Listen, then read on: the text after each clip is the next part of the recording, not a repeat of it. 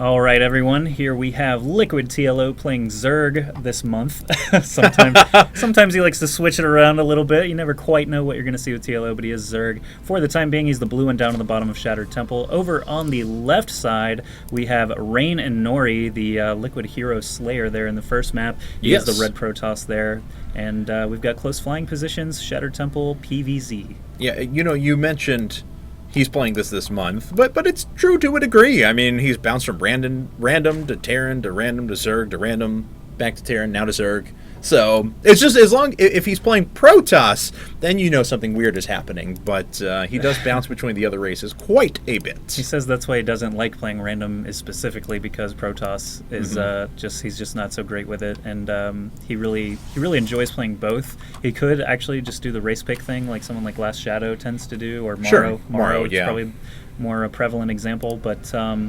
I saw something on StarCraft Reddit, hello StarCraft Reddit, where Nerchio and TLO were talking to each other, and Nerchio said something like, "What's micro?" And TLO was like, "Oh yeah, you never played Terran." I saw that. That was awesome.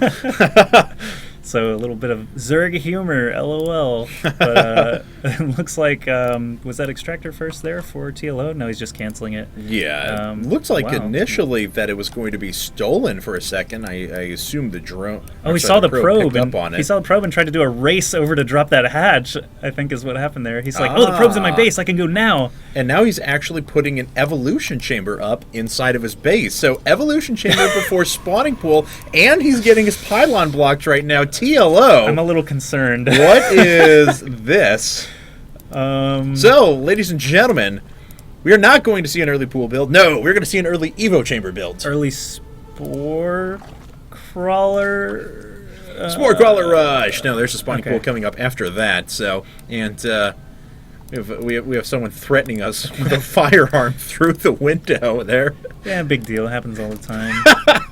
All right. In the shadier part of San Francisco. So Inori still keeping that dance up. He actually canceled the pylon that was blocking the hatchery, and now the probe's getting out of there, so it's going to have plenty of time to drop that hatch back at his natural. So TLO going evolution chambers, spawning pool, hatchery. Still no extractor anywhere, and Nori, on the other hand, going very standard timings, as you would expect, sort of walling off his ramp with the gateway and cybernetics core, and throwing up second gas now. This is why Inori is better than me, because if I was in an Inori spot and I saw evolution chamber come out first, I just GG, because I assume that TLO has got some sort of crafty tier 3 unit already about ready to be made. So that's whenever I see an evolution chamber that early, I just assume broodlords. Yes. And quit the game. So. Yes, that's pretty standard fare for me. Nori, maybe he's just bold. Maybe he's stupid but bold, staying in the game this long. And Nori double gassed. Okay, he was putting up a stalker there for a while, but I was like, is he showing us 4 gates? But no, it looks like he's going to cancel it, and probably some sort of sentry expand. I honestly, really, truthfully don't know. Okay, now it's Stargate. He was saving up that gas. This is just going to turn out to be an unconventional game. Okay, so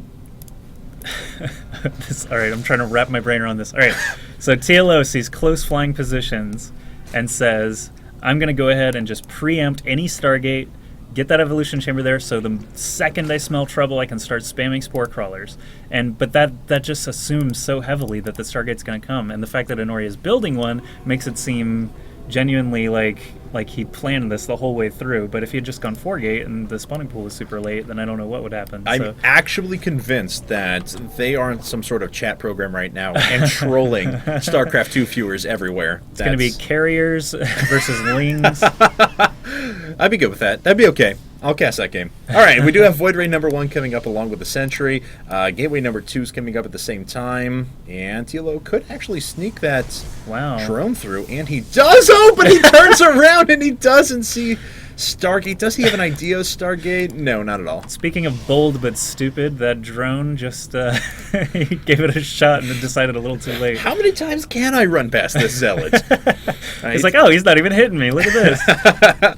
Okay, so TLO has spammed queens. There's 3 out so far, with the 4th just about to pop up now. First Phoenix is almost there. He's going to have a ton of energy. Oh, it's Void Ray, excuse me. And here comes Mr. Void Ray. Phoenixes are following this, though. All right, and that Void Ray is going to go to town on that queen. Reinforcements! Oh, no creep connected, despite the fact that there are 4 queens out there. And it looks like 1 queen is going to fall, but of course TLO has a surplus at the moment. Man, if he could keep that charge on that Evo chamber and let the Phoenixes just play around with the queens, that'd be really nice. But it looks like this queen is also going to go down slowly but surely, as more Phoenixes are going to be arriving, assuming Inori is chrono boosting them. I'm not actually sure, but man, one hit point. HP. There are more queens on the field, and another one about to pop out. The Spore Crawler will get finished sooner or later as well. So Inori's going to back off. TLO actually just did complete and utter anti-Stargate. And thus far, Inori has killed 2 queens with the loss of none of his Void Rays. Such an interesting... This is such a weird game. Okay. Inori's expanding. He's got his 3rd gate coming up as well. Now, where I will give TLO a lot of credit, though, is that he is still maintaining a pretty good macro advantage because he's invested in a lot less tech at this point. He does have upgrades hitting the field. His economy is very good, and then he's putting up his bailingness at the same time. So he is going to move to a very, very strong army composition, but Inori has done a lot of damage with that Void Ray already, killing that Overlord and multiple Void Rays.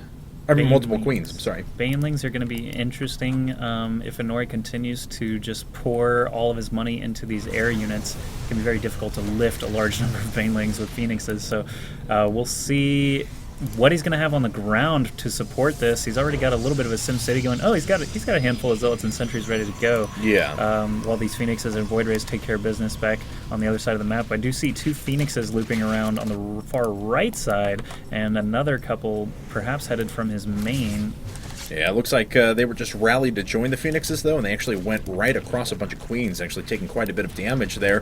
Phoenix is coming back, now going to lift. Ooh, Void Ray's back as well, now with shields. Yes, it is. So it is nice and going to be charged up here very soon. Looks like the Void Ray taking a considerable amount of damage, but it's not going to be enough, as now it's charged up, and that queen is going to die very, very fast. Queen Slaughter on the menu for ReIGN.Inori. It looks like destructible rocks on multiple sides of the map, all being broken down now by TLO. It's kind of interesting. He wants all of his attack paths open, I suppose, but now Overlords are starting to bite the dust, and that can be a very painful situation to be in as a Zerg player with no anti-air. He doesn't have a Hydralisk Den or Spire up right now. His Overlords are basically just Phoenix fodder at this point, especially in these out-of-position areas away from the Spore Crawlers. Right. And Inori just comfortably probing, just making more probes. You say droning, but probing doesn't quite have the same effect, does it? No, now it really doesn't. It's just you just it's one He's of those probing things. at home. Very much like Tobias Funke. You just got to buy yourself a voice recorder and listen to that. Anyway. But, yes. Anyway, so Overlord's still getting just absolutely destroyed now. Yeah. And Inori's just very safe above in supply, just making probes back at home and getting a robotics facility now. Yeah, and we do have Roach Warren and a Hydralisk Den coming up at the same time. The Hydralisk Den actually finishing just a bit before that Roach Warren, but Inori is going to be on Robobay tech, really not all that long, and he's going to have a nice contingent of ground forces to go ahead and support that at the same time. More Overlord just abuse going on right now. If Inori just focuses these Overlords, he can actually just bounce the Phoenixes out, and almost more or less ignore the Spore Crawler that was shooting at him. But I'm curious how many Lings are running around now. It looks to be quite a few. Let's see, 33 Lings. 8 Banelings. 8 Banelings there, and they are prepared at any time to march down into that natural. But if Inori's fast enough, he can just spam force fields and still be more or less secure inside of his natural there. And looks like Inori just continuing to do economic damage at the same time. We may end up having an attack here pretty soon. As TLO has got to watch out for a few of those Lings, because those are not going to last all that long. Inori, if he pushes his way up to the top left, will actually be able to kill quite a few units. TLO sacking some Lings just to buy himself some time to get enough attack forces out. That is quite a number of Banelings with +1. Yeah, that units lost tab showed 0 units lost for Inori. That's not going to last much longer with 8 Banelings on the field, but so far, that's still incredibly impressive. 13-minute game. He's killed 43 units. Without losing a single unit, and 12 more Lings coming on the field now, right as that Robo Bay finishes. Banelings are moving off to the left side. They're going to crash into the pylons, roll into the... Oh, so many probes! Oh, that was... So he kills quite a few. Is he going to get the force field? Yes, he does. A lot of probes do go down, but still those Banelings were not cost efficient. They're good force fields from Inori, and he still maintains a 23 supply advantage. Lost 12 workers there, so he did even up the economic game a little bit, but he's still struggling a little, and the Air Force, I can can see the red dots just cruising around the map constantly looking for targets to pick up and destroy. Yeah, but he really hasn't gone after this army either. Now that Inori is down in workers, means he's significantly up in supply in terms of army, and he probably could just outright annihilate his opponent. And TLO, right-clicking his Zerglings, suffers so many losses there in the top left-hand corner. He's got a few Banelings waiting to roll on through. You know, there was a moment there with those Banelings back inside of Inori's natural that TLO probably could have killed about 25 or 30 even probes there, but he didn't quite hit the best Baneling burst, and then was force fielded out after that. He's been sitting on 2 base for so long, running through with a bunch of Zerglings now, but already Inori has put that wall back up. This is actually extremely impressive play out of Inori. That's very interesting. The Lings are M-moved, and they weren't even biting the Zealot. Some Banelings did get into the main somehow? Yes, it looks like that they were dropped on over. So TLO kills a few more workers, but in the grand scheme of things, yeah, he really hasn't killed enough yet, because Inori can still just roll through with that gigantic force. What was that worker count again? Excuse me? It is 29 to 43. 29 to 43. Inori does have a massive army lead as a result. More Banelings rolling into the pylons now. They're going to, of course, crash right in, and not even enough to kill the Nexus unless he uses the last. Oh, more probes go down, and the Nexus does survive.